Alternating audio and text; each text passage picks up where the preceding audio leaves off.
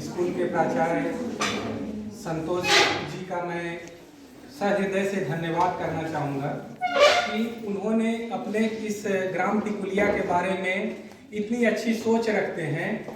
और मैं धन्यवाद अपनी एक छात्रा को भी देना चाहूँगा जिसका नाम कंचन है। वो भी इसी आपके गांव की बच्ची है। वो चाहती थी कि इस गांव में मैं तो लॉ कर रही हूँ, लेकिन मेरी सहेलियां लॉ नहीं कर रही हैं, मेरी चाची लॉ नहीं कर रही, मेरी माँ लॉ नहीं कर रही है, मेरी मतलब समाज के लोग लॉ नहीं कर रहे हैं, तो मैं तो सब कुछ जान जाऊंगी। तो इन लोगों को कुछ जानने का अवसर मिले, इस उद्देश्य से जो कंचन ने किया, मैं उसको सैल्यूट करना चाहूँगा कि उसने एक अच्छा कदम उठाया। इसके बाद मैं प्राचार्य महोदय शंकराचार्य विद्यापीठ से मैडम आई हैं, उनको सादर नमन करता हूं। हमारे समाजशास्त्र की विभागाध्यक्ष दीवान मैडम को मैं सादर नमन करता हूं।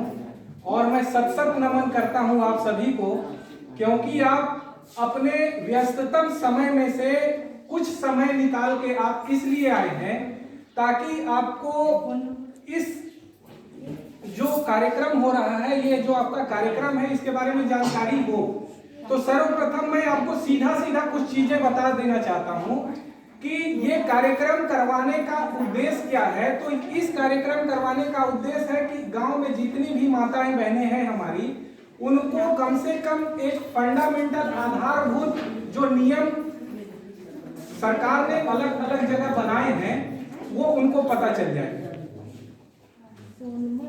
कई सारे ऐसे नियम हैं जो बनते रहते हैं और वो समाप्त भी होते हैं, अमेंड भी होते हैं, संशोधित भी होते हैं।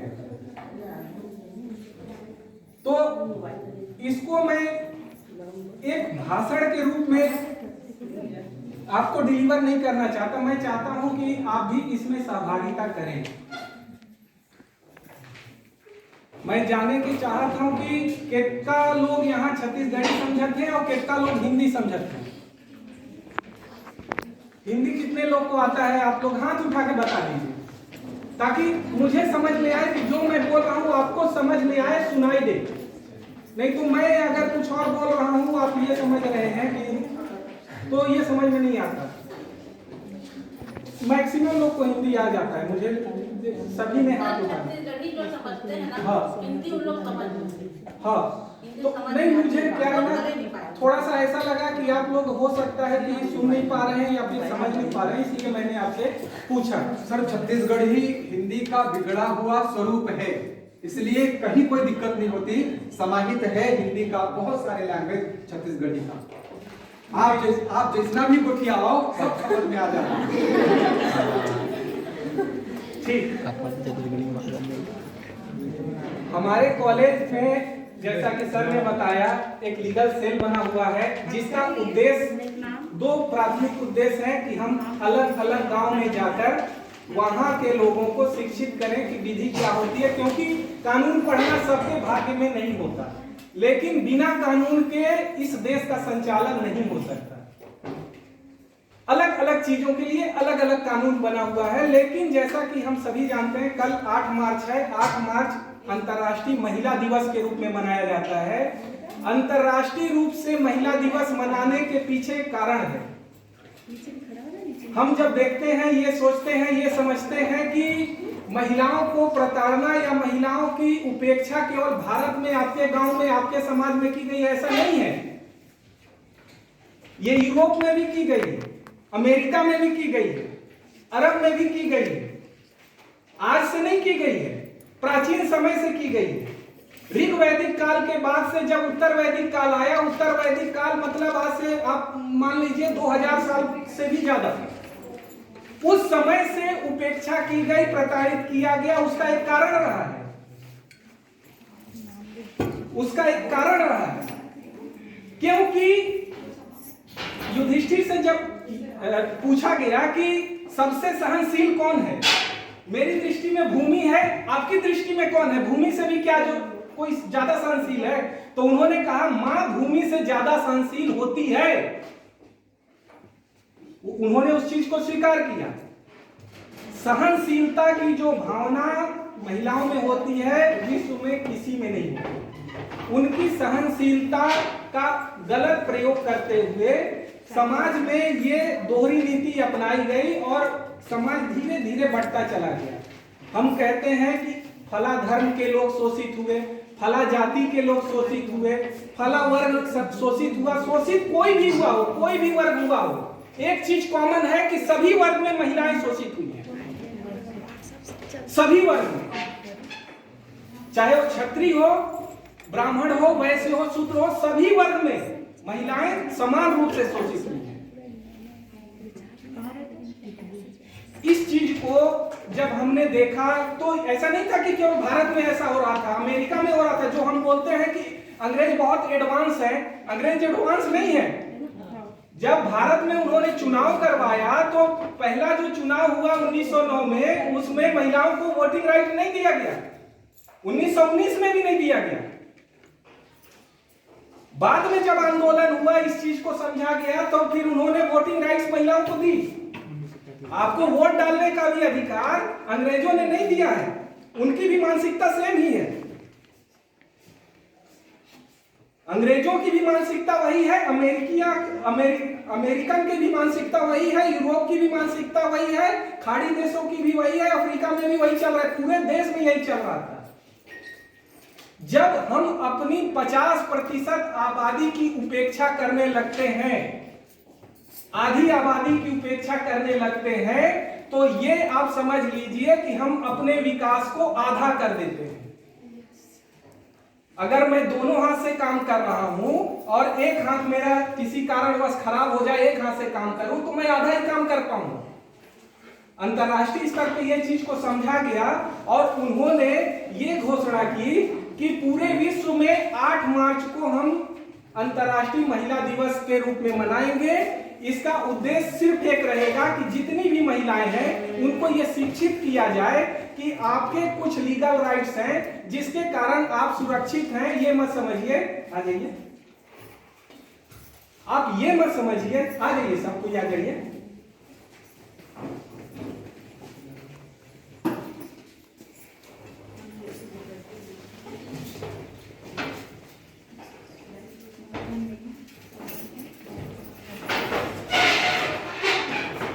तो जैसा हम चर्चा कर रहे थे कि पूरे विश्व में ये विषमताएं थी, आपके केवल गांव में नहीं हो रहा था, आपके जिले में नहीं हो रहा था, आपके राज्य में नहीं हो रहा था, पूरे विश्व में ये चीजें सामान्य रूप से थी, महिलाओं की उपेक्षा हो रही थी।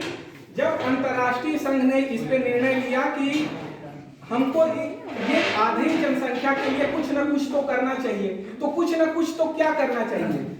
नियम बहुत सारे पहले भी बने थे, आगे भी बनेंगे, लेकिन वो लागू नहीं हो पा रहे थे।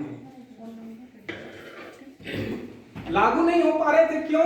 क्योंकि अगर मैं बोलूं कि आपको अगर कोई अपमानित करता है और आपको उस अपमान के लिए, जिसने आपका अपमान किया है, उसको आप दंडित कर सकती हैं, जब आपको पता ही नहीं होगा तो आप कैसे दंडित करेंगे?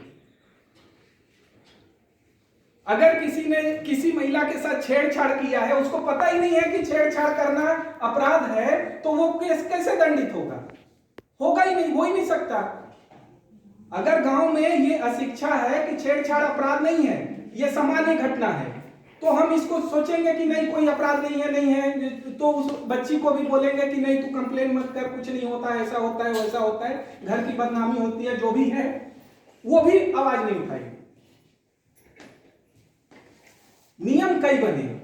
जब हम बात करते हैं कि नियमों का क्या महत्व है, तो नियमों का यह महत्व है कि जब कोई नियम बन जाता है तो समाज में उसका एक प्रभाव रहता है।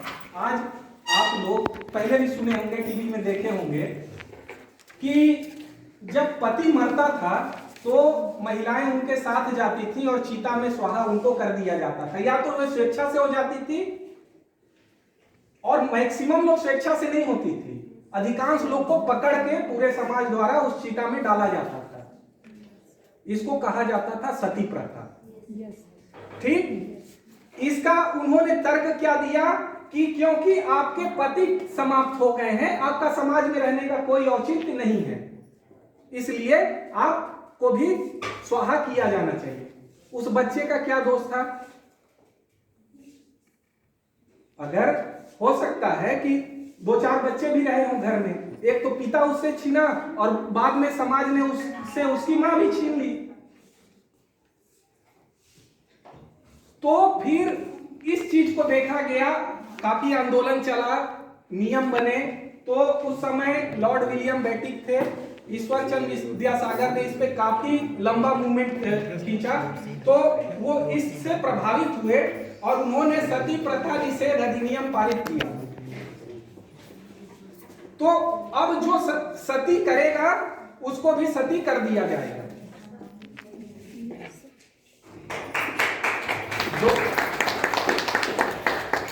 जो उकसाएगा उसको भी फांसी दे दिया जाएगा। ये नियम बना। आज आपके समाज में आपको सुनने को नहीं मिलता होगा कि किसी का पति किसी कारणवश दुर्घटना में या किसी अन्य कारण से स्वर्ग चला गया हो और किसी बच्चे की मां इसीलिए छीन ली गई हो। नहीं हुआ है, अब नहीं होता। नियम बना इसलिए नहीं होता। अगर नियम नहीं बना होता तो वो प्रथा आज भी चालू रहती, समाज में डर नहीं रहता और उस चीज को कंटिन्यू किया जाता। लेकिन केवल नियम बनाने से कोई चीज नहीं सुधरती है। 2 चीज चाहिए, एक तो नियम भी बनना चाहिए और उस नियम को पूरे समाज में सबको पता होना चाहिए, उस समाज की सहमति भी प्राप्त होनी चाहिए। अगर वो सहमति प्राप्त नहीं होती है समाज से तो वो सहमति नियम बनाने का कोई मतलब नहीं। एक बहुत सुंदर नियम बना है, दहेज प्रथा निवारण अधिनियम 1961 में बनाई। इसका उद्देश्य है कि कोई भी दहेज ले या दे तो उसको प्रतिबंधित किया जाना चाहिए गांव समाज स्तर पे, और किसी को भी दहेज न ले लिया जाए, क्योंकि सबकी आर्थिक स्थिति अच्छी नहीं होती और अच्छे घर नहीं मिल पाते। लेकिन क्या आपको सच में लगता है कि नियम बना देने के बाद से दहेज की घटना नहीं होती क्या समाज में? बोलिए बोलिए, आप डरिए मत, मैं भी आप ही के बीच का बच्चा हूं। होती है ना? आज भी 90% से ज्यादा घरों में दहेज लिया जाता है और दिया जाता है, और इज्जत के साथ लिया जाता है और दिया जाता है। ऐसा नहीं कि दहेज लेने वाले को कोई ऐसा बोलते हैं दहेज लिया, ऐसा कोई नहीं बोलता। दहेज मिला उसके लड़के, क्या मिला? 4 लोग पूछते हैं, अरे उसको बाइक मिला, अरे बाइक मिला, क्या मिला? मेरे लड़के को तो गाड़ी मिला था, 4 व्हीलर मिला। दहेज लेना और देना अपराध है, लेकिन समाज ने उसको अभी तक स्वीकार नहीं किया, इसलिए खत्म नहीं हो रहा। आज जैसे हम चर्चा कर रहे थे कि वुमेन एम्पावरमेंट की बात कर रहे हैं, जो ऐसा कि हम जानते हैं कि उस समय की स्थिति काफी अलग थी, अभी काफी स्थितियां सुधरी हैं। ऐसा नहीं है कि नहीं सुधरा है। जो आप आज के 50 साल पहले की अपनी दादी परदादी को देखी होंगी और आपकी स्थिति, दोनों में सुधार आया है। लेकिन ये सुधार आने के क्या क्या कारण रहे हैं, इसके बारे में आज मैं आप लोगों से चर्चा करना चाहता हूं। महिलाओं की समस्या कब से चालू होके कब तक खत्म होती है, मैं आपसे जानना चाहता हूं कि महिलाओं के प्रति अगर समाज में भेदभाव किया जाता है तो कब से चालू होता है महिलाओं के प्रति भेदभाव? जन्म से। जन्म से नहीं, जन्म के भी पहले से। समझ रहे हैं? और ये दिक्कत केवल ऐसा नहीं है कि केवल पुरुषों द्वारा किया गया है। औरत की दुश्मन यहां औरत ही होती है। औरत बोलती है कि मेरे को लड़का चाहिए। जो दादी रहती है घर में वो भी एक औरत है, वो भी बोलती है हमको वंश चलाने के लिए एक लड़का चाहिए। क्योंकि टेक्नोलॉजी विकसित हुई, लोगों के बीच जागरूकता फैली, लोगों ने ये चीज को समझा, तो कैसे पता करें लड़का है कि लड़की? तो अच्छा चल वहां अल्ट्रासाउंड हुआ थे, वहां अल्ट्रासाउंड करा दो और पता चल जाएगा कि कौन है, नोनी तो नो है। और पता चल गया कि अगर लड़की है तो डॉक्टर साहब को 10,000 रुपया देके, डॉक्टर साहब मोर स्थिति खराब है, 2-3 नोनिया घर में है, इला साफ कर दो। ये स्थिति है, ये वास्तविकता है। ऐसा नहीं है कि मैं बना के बोल रहा हूं, ऐसा नहीं है। मैंने देखा है इस चीज को, समझा है। और डॉक्टर भी कई बार तो पूछ लेते हैं कि आपको बच्चा चाहिए कि नहीं चाहिए, कई बार ऐसा भी होता है। भारत में जब आजाद हुआ था तो सेक्स रेशियो समान था। सेक्स रेशियो कहते हैं कि महिला इतनी है और पुरुष इतने हैं, 1000 पे समानता अनुपात निकाला जाता है। धीरे धीरे जैसे टेक्नोलॉजी का विकास हुआ वैसे वैसे ये रेशियो कम होते गया। भारत में वर्तमान में जो आप देखते हैं, तो बच्चों की अगर बात करें तो 923 बच्चियां हैं 1000 बच्चों पे। 1000 अगर बच्चे हैं तो उस पे 923 बच्चियां हैं। अंतर कहां हुआ? हाँ, अब ये कितना है? 77 लोग। 77 लोगों का 1000 लोगों में 77 लड़कों का शादी नहीं होगा आने वाले समय में। और 77 लोग का भी शादी नहीं, अगर लड़कियां मना कर दे, 10-20 लड़कियां अगर मना कर दे तो आप ये समझ लीजिए कि 900 का ही शादी होगा, 100 का शादी नहीं होने वाला। ये अंतर कहां से हुआ? ये अंतर भगवान ने नहीं किया, ये अंतर भगवान ने नहीं किया, ये अंतर समाज ने किया है। आपको जीव विज्ञान के अंतर्गत ये प्रमाणित हो चुका है कि अगर 100 बच्चे अगर पैदा लेते हैं, अगर 100 लड़के पैदा लेते हैं तो लड़कियां 103 से लेके 107 तक होंगी। अगर 1000 लड़के पैदा होते हैं तो 1300 लगभग 1030 लड़कियां पैदा होंगी कम से कम। 1000 पुरुषों पे 1030 महिलाएं होती हैं। लेकिन वर्तमान में क्या स्थिति है? 930 भी नहीं है, उससे भी कम है। ये अंतर समाज द्वारा हुआ, इसको समझा गया और संसद में 1994 में ये नियम लाया गया कि कोई भी इस तरह का टेस्ट अगर करता है तो उस संस्थान को सीज कर देने तक की पावर है। 3 महीने का जेल भी होगा और अगर वो रिपीटेशन में आता है तो 3 वर्ष की भी सजा हो सकती है, मतलब मैक्सिमम 3 साल की उसमें सजा हो सकती है। और जेल जाएगा और फिर जेल से वापस, आप समझते हैं एक बार आदमी जेल से अगर आ गया तो समाज में उसकी स्वीकार्यता नहीं होती, कोई उससे मिलना उलना नहीं चाहता। तो एक तो हो गई जंग पूर्व की अवस्था। दूसरी अवस्था कौन सी आती है? जब महिलाएं पढ़ने जाती हैं। अगर किसी के पास पैसे कम हैं तो वो ये बोलता है कि मैं लड़का को पढ़ाऊं सेकंड सन और लड़की घर स्कूल नहीं जाएगी।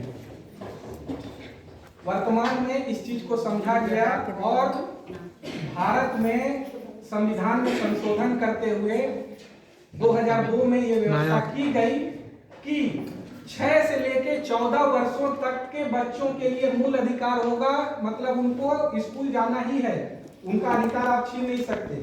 चाहे वो लड़का हो चाहे लड़की हो, आपको उसको पढ़ाना ही होगा।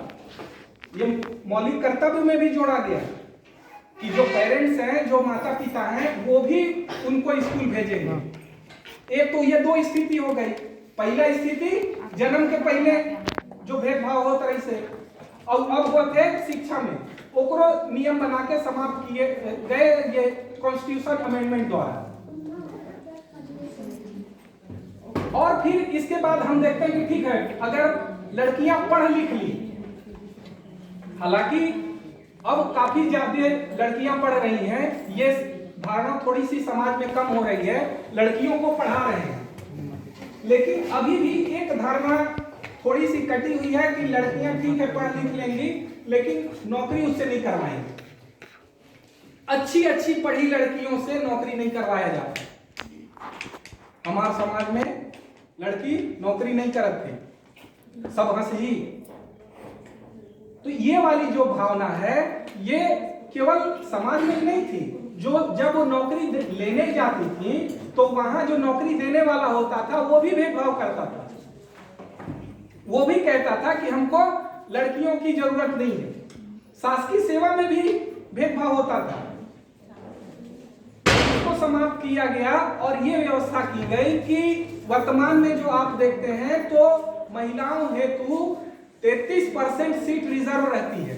मतलब 100 अगर पोस्ट है तो 33 महिलाओं का चयन उस पोस्ट के लिए किया जाएगा।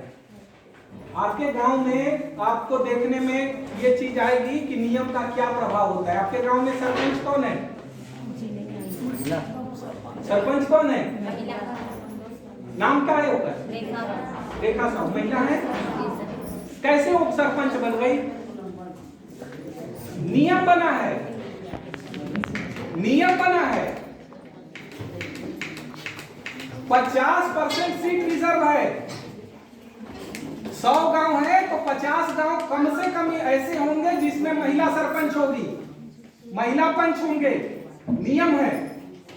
पूरे भारत में अगर बात करें तो 21 राज्य हैं, जिसमें आपका छत्तीसगढ़ भी है, जिन्होंने इस चीज को स्वीकार किया कि 50% सीट हम लोकल अथॉरिटी को देते हैं, चाहे वो ग्राम पंचायत हो, जिला पंचायत हो, जनपद पंचायत हो, उसमें 50% सीट रिजर्व है। ठीक है, तो ये तो बात हुई नौकरी की। नौकरी के बाद अगर हम देखते हैं कि महिलाओं के साथ भेदभाव या प्रताड़ना कहाँ किया गया, तो अक्सर सबसे ज्यादा अगर प्रताड़ना हम देखते हैं तो उनके घर में ही किया जाता है, डायरेक्ट या इनडायरेक्ट। तो घर में ये किस स्तर पे होता है? एक तो इसको दो भाग में बांट सकते हैं, एक विवाह के पूर्व की स्थिति, एक विवाह के बाद की स्थिति। दो चीज है। कोई भी लड़की ससुराल में जाती है तो विवाह के बाद वाली स्थिति हो गई। विवाह के पहले वाली तो मैंने बता दी कि कहां कहां भेदभाव हो रहा है। ठीक, जैसे कि दहेज वाली बात मैंने की, विवाह के समय दहेज अगर लाएगी इतना तभी ये इस घर में एंट्री लेगी, और गलती से अगर कम लेके आई और या फिर तय जितना हुआ है कि इतना लेके आएगी, उतना लेके आ भी गई, उतना लेके आ भी गई और सास को लगा नहीं नहीं नहीं, पड़ोसी वाले को थोड़ा ज्यादा मिल गया, अब इसको थोड़ा सा और लाना चाहिए, तो दहेज की मांग बाद में भी होती है। तो दहेज को लेना और देना दोनों को प्रतिबंधित किया गया 1961 में नियम बना के। लेकिन जैसे कि पहले ही मैंने बताया, इसको समाज ने अभी स्वीकार अच्छे तरीके से नहीं किया है।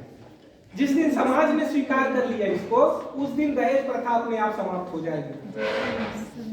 ठीक है, इसमें एक लंबा डिबेट है, वो हम फिर और कभी कर लेंगे, ये अपने आप में चर्चा का विषय है। लेकिन अब मान लो शादी हो गया, शादी के बाद क्या हो सकता है?